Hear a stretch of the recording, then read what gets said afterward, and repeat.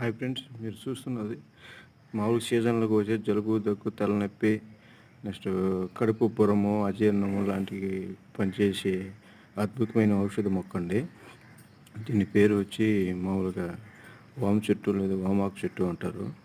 కర్పూర వల్లని కూడా అంటారండి. ఇది మామూలుగా అన్ని రకాల భూమిలో దొరుకుతుంది. చూడండి ఫ్రెండ్స్, మామూలుగా ప్రతి ఇంట్లో తులసి మొక్క ఎలా ఉండాలో అలా ఈ చెట్టు తప్పనిసరిగా ఉండాలండి.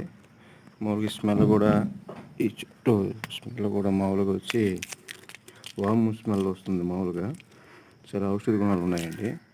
మామూలుగా ఈ సీజన్లలో పిల్లలకి ముఖ్యంగా చాలా పనిచేస్తుంది. పెద్దవారికి, పిల్లలకి ఈ జలుబు, దగ్గు, తుమ్ము, తలనొప్పి అలాంటి అన్నిటికీ బాగా పనిచేస్తుందండి.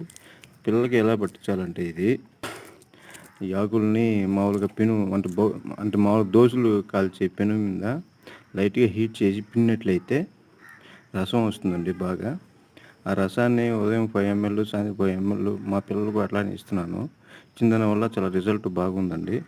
చాలా వరకు జలుబు, తలనొప్పి, నెక్స్ట్ తుమ్ములు అన్నిటికీ సీజనల్ వ్యాధులకి కరెక్ట్గా పనిచేసే మొక్క అండి ఇది. పెద్దవారు అయితే మామూలుగా ఒక 2 ఆకులు చించుకొని వేడి నీళ్ళు కలుపుకొని తినవచ్చండి. మామూలుగా పచ్చిగానే మామూలు నవలివచ్చు. చాలా మంచిదండి ఈ చెట్టు.